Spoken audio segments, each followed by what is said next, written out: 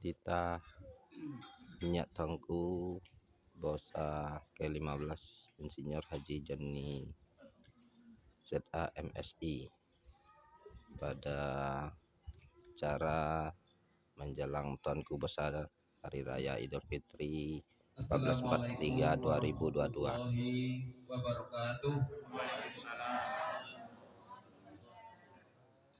Alhamdulillahirabbil alamin. Nahmaduhu wa nastaghfiruhu wa na'udzu billahi min syururi anfusina wa min sayyiati a'malina. May yahdihillahu fala mudilla lahu wa may yudlil fala hadiya lahu. Asyhadu an la ilaha illallah wa asyhadu anna Muhammadan 'abduhu wa rasuluh la nabiyya ba'dah. Allahumma shalli ala Muhammad wa ala ali Muhammad. Langsung disiarkan video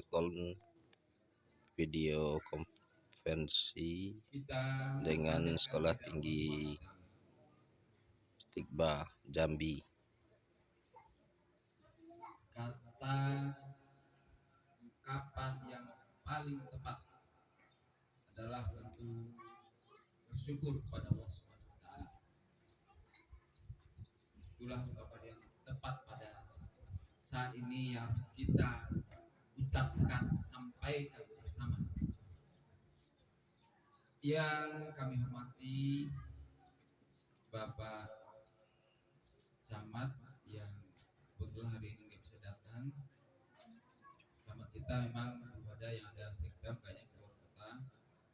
Yang kami hormati Bapak Wali Negari, lalu yang diwakili oleh Bapak Sekna,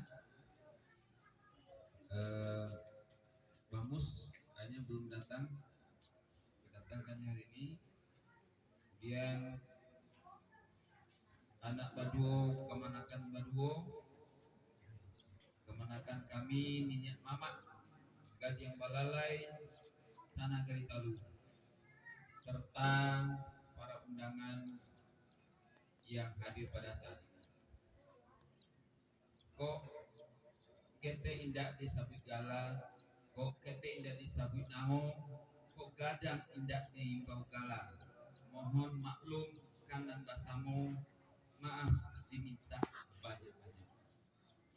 Puji dan puja kita anjurkan dari Allah Subhanahu wa taala sebagai rasa syukur yang sedalam-dalamnya atas rahmat dan karunia-Nya hingga cara silaturahim, cara jalan berusaha yang merupakan tradisi kita, merupakan kebiasaan kita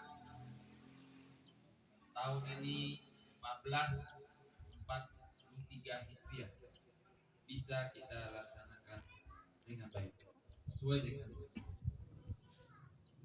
salawat dan salam tak lupa kita anugerahkan pada junjungan kita Nabi besar Muhammad sallallahu alaihi wasallam. Allahumma sholli ala Muhammad wa ala Muhammad. Nabi dan Rasul akhir zaman yang telah bersusah payah untuk memperbaiki akhlak umat manusia untuk keselamatan umat di dunia maupun keselamatan di akhirat. Amin amin ya rabbal alamin. Salam takzim kanan rapi, sambah tetabua kanan banyak, kato kok ado banyak sosek, maaf diminta banyak-banyak. Minta ampun kepada Allah, minta maaf kanan rami. Ninyak mama jopang ulu nan gadang bahasa batuah, babujua sabana bule nan baure sabana tunggang. Alif ulamu jo tuanku, jadi pandai pagaran kokoh, tubalang jo ampang umum, manti pagawai adai nanudo arif diman, pundokan dua samo di dalam.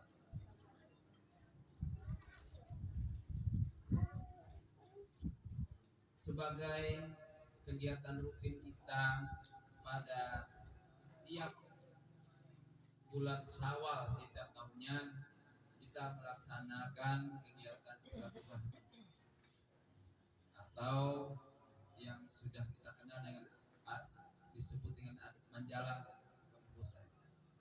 Intinya yang pertama ialah harapan kita yang kita sampaikan, doa-doa kita semoga ibadah yang kita laksanakan sebulan penuh di bulan Ramadan ini Allah menerima dengan baik dan jadi amal terbaik buat kita semuanya. Itulah yang kita sebut taqabbalallahu minna wa minkum taqabbal ya karim. Itu yang kita.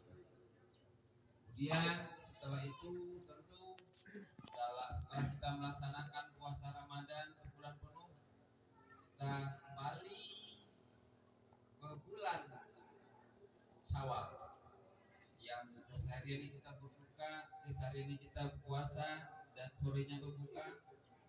Di bulan Syawal kebiasaan itu akan berubah. Kita bisa berbuka di siang hari. Bulan Ramadan yang kita laksanakan ini tentu punya banyak nilai dan makna yang terkandung, punya banyak pelajaran, catatan untuk kita semua. Jelas puasa Ramadan membentuk kita untuk menjadi manusia makhluk yang betul-betul diharapkan untuk bisa melaksanakan semua perintahnya dan menjauhi semua larangannya. Kita sudah tahulah seperti yang sering kita dengarkan di dalam kajian-kajian, di dalam wirid-wirid, bahwa harapan target tujuan dari Ramadan itu adalah takwa. Untuk itu Ramadan demi Ramadan, tahun demi tahun kita melaksanakan ibadah itu. Harapannya tentu dari tahun ke tahun semua apa yang kita pakai, sikap dan sifat kita tentu diharapkan akan berubah kepada hal yang lebih baik. Yang selama ini kita belum terbiasa untuk jujur, kita akan berubah menjadi jujur. Yang selama ini kita belum terbiasa untuk ramah, kita akan lebih ramah. Yang selama ini ibadah kita mungkin belum maksimal, mudah-mudahan Ramadan ini akan lebih maksimal. Yang selama ini kesabaran kita mungkin kurang, mudah-mudahan kita berdoa tahun ini kesabaran kita lebih bagus.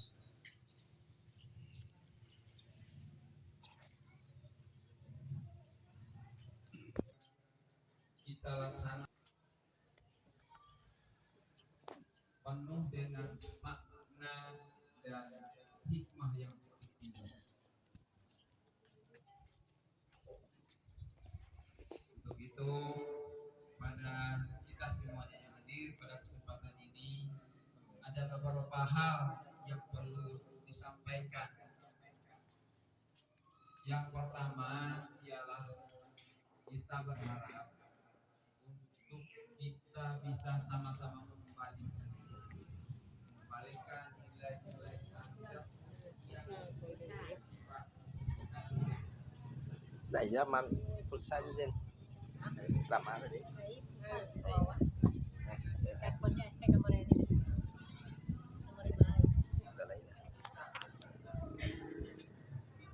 mulai satu demi satu mulai gugur, satu demi satu kebiasaan-kebiasaan baik mulai ditinggalkan oleh masyarakat kita. yang kita lihat, yang kita sama-sama saksikan 25 Februari 2022 ada bencana alam yang cukup dahsyat yang ada di daerah kita, daerah Talamau, ya, masuk Talu, Tinurut, Kajai, Simpang.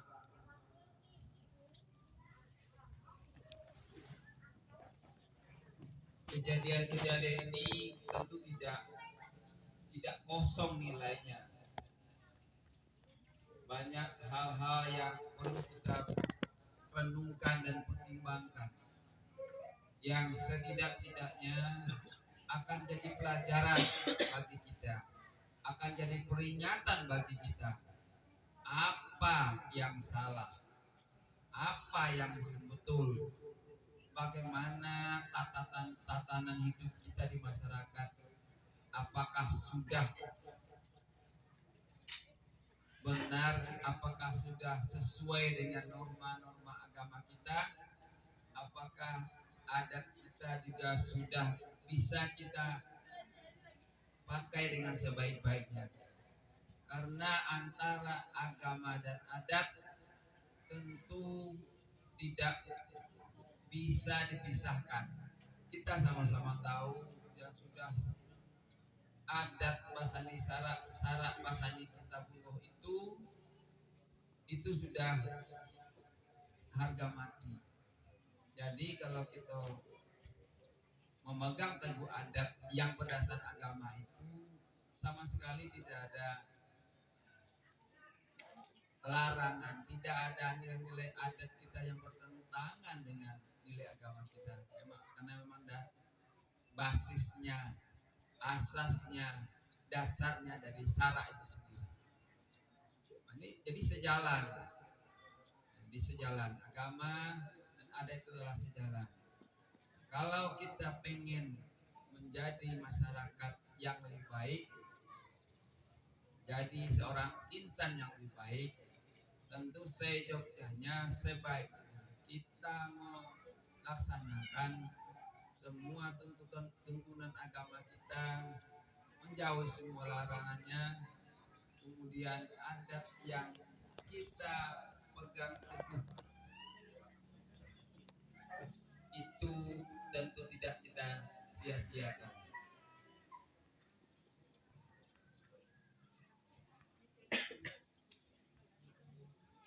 Kenapa itu perlu kita ingatkan lagi? Karena sekarang banyak nilai-nilai adat itu yang sudah terpinggirkan. Apa yang terjadi? Kita lihat sekarang banyaknya krisis moral yang terjadi di tengah-tengah masyarakat kita. Tata krama, sopan santun, etika. Sebagian masyarakat kita sudah mengkhawatirkan. Nah, ini tentu jadi perhatian serius bagi kita. Mama betul-betul jadi panutan bagi kemanakannya. Kemanakan betul-betul bisa menghargai dan menghormati mama. Mama betul-betul bisa memecahkan semua permasalahan yang terjadi di cucu kemanakan. Mama harus jadi contoh tauladan yang terbaik dalam banyak hal, termasuk dalam ibadah. Wibawa itu akan muncul juga kalau ibadah kita betul-betul dapat dicontoh oleh cucu kemanakan kita. Tata krama yang dilakukan, tata krama sopan santun dari cucu kemanakan kita perlu kita jaga, kita kawal terus supaya lalu sebagai desa adat dapat kita pertahankan untuk waktu-waktu yang akan datang. Krisis moral ini terjadi di banyak kalangan. Jujur kita lihat sekarang, baik dari unsur-unsur masyarakat, unsur-unsur pemerintahan.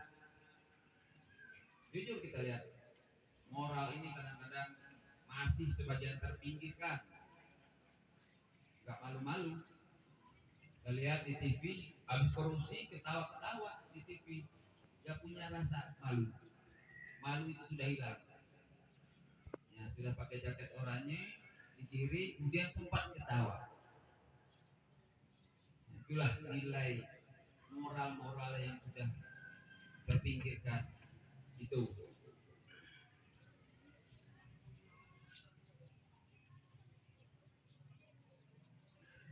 Kondisi cucu komandan kita di Palu itu perlu juga menjadi perhatian serius bagi kita semuanya. Kenapa? Karena saat ini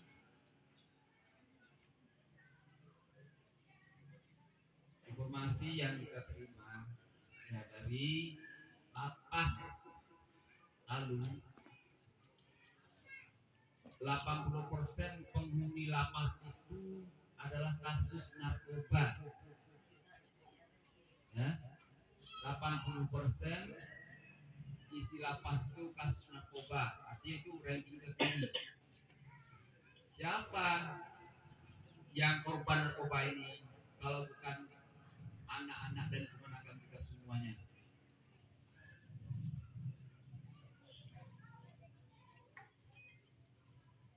Ini adalah pekerjaan yang serius dan tanggung jawab kita bersama. Permasalahan-permasalahan yang terjadi di masyarakat tentu tidak bisa ditangani oleh hanya beberapa kelompok. Kelompok Nenek Mama, kelompok Cacik Pandai, pemerintahan juga demikian. Harus bekerja sama untuk membentuk, menciptakan kondisi masyarakat kita untuk tidak banyak yang korban, terutama masalah yang terkait dengan narkoba. Ada informasi dari Kapolsek kalau masalah ini Palu ini adalah tempatnya transaksi pencegahan. Ini serius. Dan jadi apa nanti generasi kita yang akan datang? Kalau ini ya yang kita biarkan, yang kita tidak fokus ke situ. Itu harapannya pada Nenek Mama untuk lebih jeli lagi melihat, memantau semua keponakan di kampung. Mungkin perlu secara rutin per 2 minggu, per bulan lah harus ada komunikasi antara Nenek Mama dan keponakan di kampung. Kita dorong kembali untuk kembali ke surau, kembali ke masjid. Situ tempat yang terbaik untuk kita bisa membuat bersama. Selama ini 2 tahun penuh ya, kita hampir dijauhkan untuk kegiatan-kegiatan ibadah. Ini seolah-olah alasannya wah pandemi. Jadi malasnya kita ke masjid alasannya pandemi. Padahal pandemi tidak melarang orang ke masjid. Tidak pernah melarang ke masjid. Silakanlah ke masjid. Lakukan, pakai protokol itu. Jadi sekarang alhamdulillah pandemi kita sudah mulai melandai. Untuk itu pada kesempatan yang bahagia ini para Nenek Mama yang lalai, ayo kita ajak kemenangan itu kembalilah ke surau, kembalilah ke musola, kembalilah ke masjid, ramaikan masjid. Mudah-mudahan dengan berbagai kegiatan yang di masjid ini suasana masyarakat kita itu kemenangan itu akan terarah dengan baik. Jauhlah lo bencana nanti terjawab. Patang sumber gempa sudah mulai di sampai Kodam katanya. Ya, ini harusnya jadi renungan kita bersama. Kadang-kadang awak udah diperingatkan lah sekali, 2 kali, 3 kali. Kadang-kadang kita enggak ada respect. Nah, enggak ada Tapi lama-lama ya Tuhan kan memberikan peringatan akibat itulah. Bertahun-tahun, berpuluhan tahun kita mencari hal yang terkait dengan dunia, mencari seperti harta benda, kita bangun rumah bagus-bagus, kita beli mobil banyak,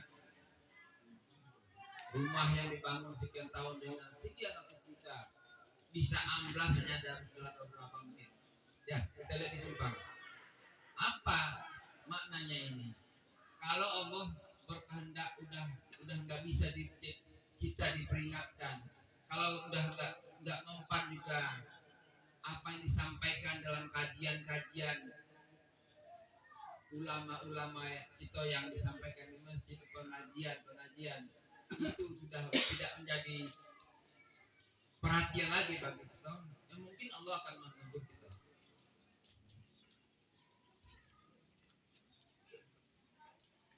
Jadi mudah-mudahan sekali lagi harapan kita juga didorong oleh pemerintah negari diharapkan untuk lebih fokus dan serius, betul-betul perhatiannya ke kegiatan-kegiatan yang menyentuh kegiatan masyarakat. Kegiatan masyarakat itu bukan hanya masalah ekonomi saja, tapi banyak hal yang di luar itu, masalah sosial dan budaya itu menjadi juga hal yang sangat strategis untuk masyarakat kita.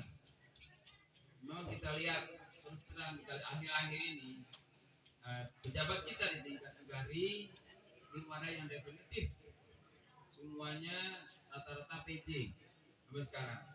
Maka masyarakat itu melihat perhatian dan pertanggungjawaban para wali kita belum terlihat seperti seharusnya. Dia lebih memperhatikan tanggung jawabnya kepada bupati yang SK-kan. Saya juga udah sampaikan ke bupati itu. Bupati kapan ini yang wali yang definitif? Itu orang nggak nyari aman aja. Masyarakat mau apa aja lah. Nah, ini mudah-mudahan talu nggak seperti itulah. Harapan kita talu mudah-mudahan punya perhatian yang lebih dibanding dengan negara lain harusnya. Walaupun kita lihat anggaran ya anggaran kan sendiri tinggal sepertiga dari yang biasa. Itu perhatian mungkin kita renungkan, mungkin kita pikirkan bagaimana kondisi kita pada saat ini. Kegiatan pemerintahan nagari, kemudian bamus yang dipilih oleh masyarakat kita, mudah-mudahan nanti sistem ini perlu kita perbaiki untuk akan datang. Bamus betul-betul bisa mewakili cucu kemanakan. Ini kadang-kadang diundang aja nggak datang, diundang kadang-kadang tidak datang.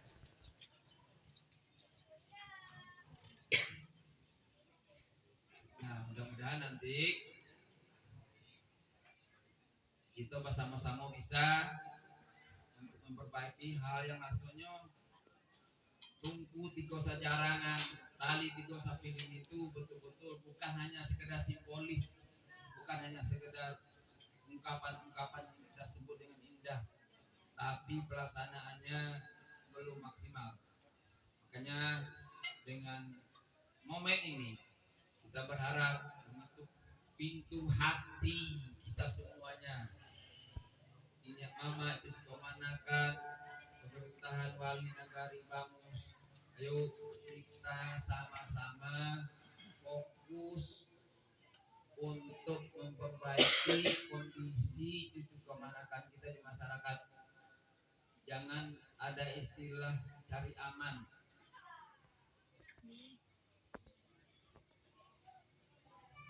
Memang banyak suara-suara yang sumbang. Beberapa pertemuan kita di Jakarta sangat miris sekali. Perantau-perantau melihat kondisi pemerintahan kita. Ini nggak apa-apa disampaikan, biar kita tahu. Ya. Kita terjadi bencana, ditanya data mana? Ditanya dari orang di luar, dosen-dosen anak di rantau. Nggak tahu, data nggak bisa ngasih data. Nah, pemerintahan setempat tidak bisa memberi data. Itu kan sedih kita, sedih. Jadi keseriusan, kesungguh-sungguhan untuk berbuat terbaik ke masyarakat itu memang perlu kita dorong bersama-sama.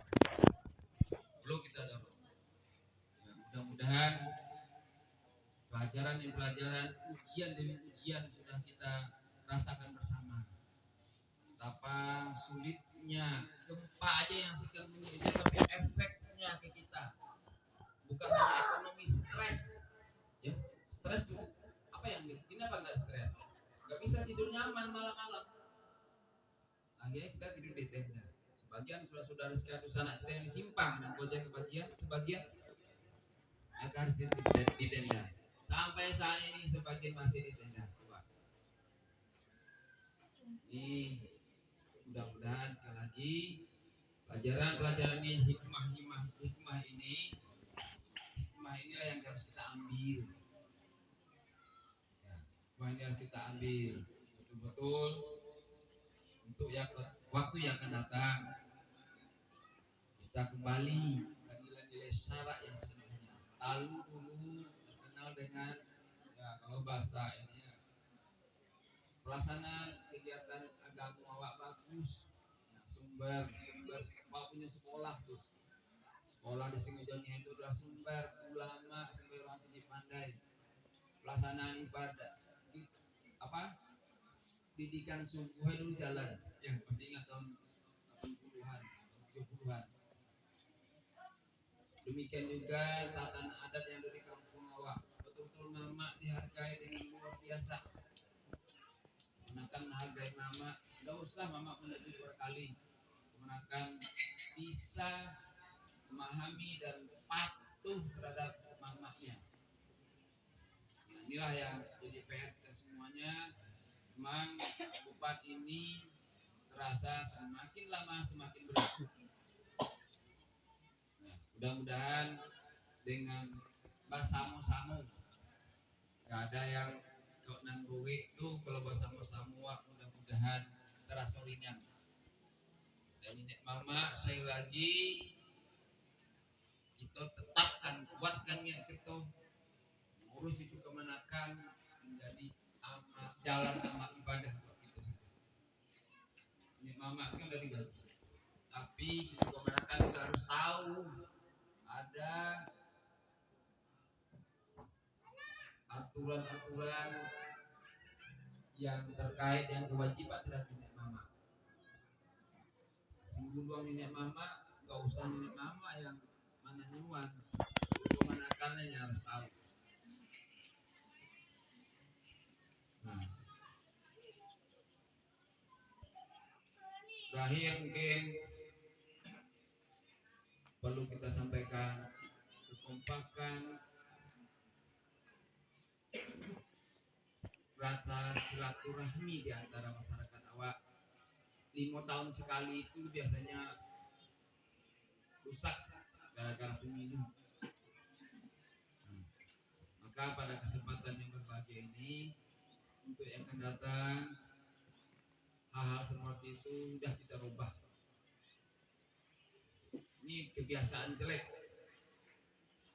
Mau pemilu nanti dibayar. Bukan hanya masalah bayaran, kadang-kadang nanti pada ikut antara kelompok A, kelompok B, kelompok C.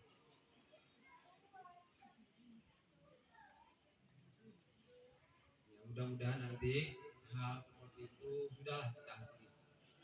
Kita rubah polanya, tidak usahlah kita melakukan kebiasaan-kebiasaan yang kurang baik mungkin. Ada hal yang kurang baik dengan sistem yang tidak belum begitu sehat. Pemilu di kita belum begitu sehat. Menimbulkan banyak permasalahan dalam begitu. Nah, mudah-mudahan itu akan kita bisa perbaikilah bersama-sama. Kita bikin kesepakatan, kita bikin program bersama-sama, mudah-mudahan keterjaminan sebuahkan silaturahim sayo sakato sehingga semuanya masyarakat itu jangan sampai tergoreskan sampai tercederai lah. Itulah harapan kita. Itulah yang mungkin dapat kami sampaikan pada kesempatan ini. Sekali lagi, nama Buku Adat Negeri Talu juga mohon maaf yang sebesar-besarnya. Laku manusia pasti punya salah. Gak ada yang gak punya salah. Untuk itu apa yang disampaikan tadi oleh minyak mama yang diwakili oleh Dato' Ruhun tadi, sama-sama kita membuka pintu maaf yang sebesar-besarnya, saling memaafkan, minta maaf kepada Allah, minta ampun kepada Allah Subhanahu wa taala. Itulah cara-cara terbaik dari kita di setiap awal bulan Syawal ini. Kapan kita ke depan Ramadan ini akan memberikan berkas terbaik untuk perbaikan diri kita, keluarga kita, masyarakat kita untuk yang akan datang. Terima kasih. Wabillahi taufiq wal hidayah. Assalamualaikum warahmatullahi wabarakatuh.